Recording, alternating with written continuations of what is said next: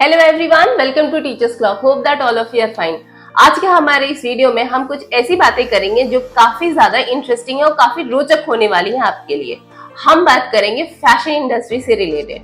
तो fashion industry की चकाचौंध जो है वो दूर से काफी ज्यादा अच्छी लगती है, लेकिन अगर फैशन इंडस्ट्री के पर्दे के पीछे जाए या फिर अगला पहलू देखें तो आप भी काफी ज्यादा शॉक्ड रह जाएंगे और हम भी इसी तरीके से शॉक्ड रहेंगे जब हम इस इंडस्ट्री के बारे में और इससे रिलेटेड जो भी बातें हैं इनके बारे में रिसर्च कर रहे थे। तो चलिए शुरू करते हैं इस वीडियो को।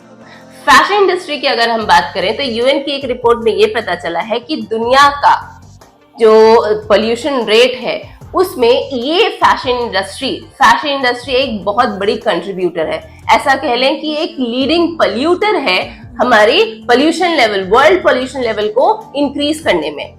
अब उसके साथ साथ उस रिपोर्ट में, यूएन की इस रिपोर्ट में ये भी लिखा गया है कि 10% वर्ल्ड की जो ग्रीन हाउस गैसेज हैं वो फैशन इंडस्ट्री से ही एमिट होती हैं। इसके साथ ये भी बताया गया कि 20% जो वर्ल्ड की वेस्ट वाटर है वो भी इसी इंडस्ट्री से ही जाते हैं। बस इतना ही?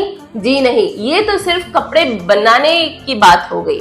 अगर यहां से अब हम चलते हैं चिली के तरफ, चिली के एटाकामा डेजर्ट की ओर जब हम बढ़ेंगे, जो कि दुनिया का सबसे ड्राइएस्ट डेजर्ट है आफ्टर अगर इसको ये अंटार्कटिक और आर्कटिक को अगर हम एक्सक्लूड कर देते हैं तो इस एटाकामा डेजर्ट में जो तकरीबन 740 से 750 एकड़ जो जमीन है वहां की, वो वेस्ट कपड़ों से भरी हुई है।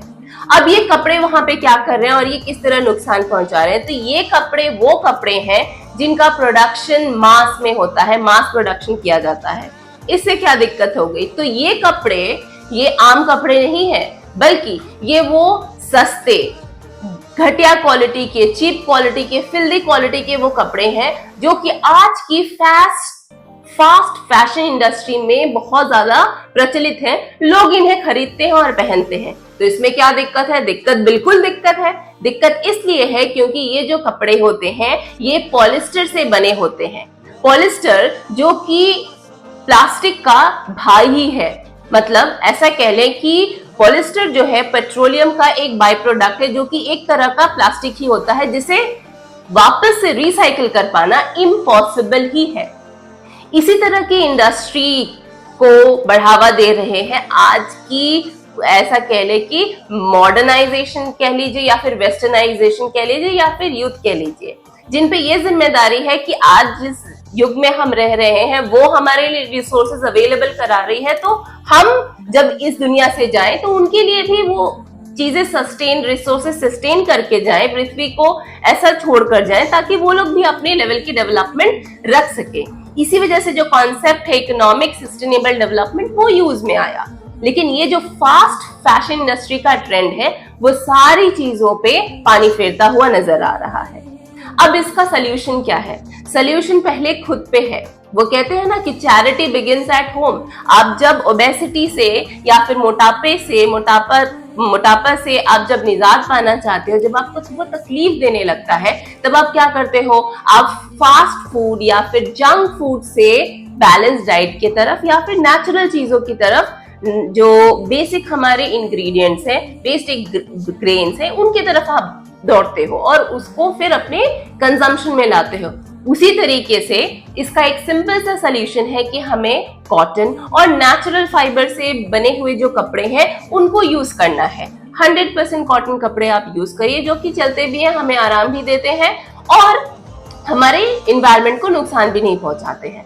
इसके साथ गवर्नमेंट को भी ये इनिशिएटिव लेना पड़ेगा कि इस तरह की पॉलिसीज लाएं कि जिससे क्या हो, कंपनीज जो कि टेक्सटाइल इंडस्ट्री से जुड़े हुए हैं वो अपने इस ऐसे टेक्सटाइल प्रोडक्ट्स की वो एक्सपायरी जो होती है उसकी जिम्मेदारी वो ले सके।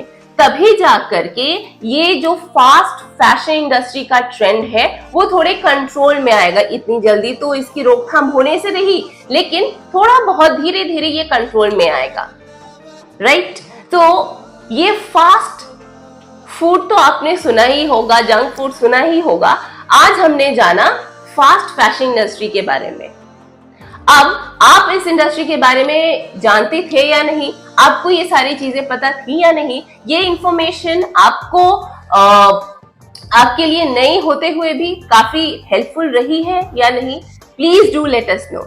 इसी तरह की और भी प्रोडक्टिव वीडियोस और कंटेंट के साथ हम मिलेंगे अब अपने नेक्स्ट वीडियो में। वीडियो को लाइक और शेयर प्लीज जरूर करें, और हाँ, हमारे चैनल पे न्यू है तो प्लीज सब्सक्राइब आवर चैनल। मिलते हैं नेक्स्ट वीडियो में। Till then, take very good care of yourself, be a responsible citizen, and thank you very much.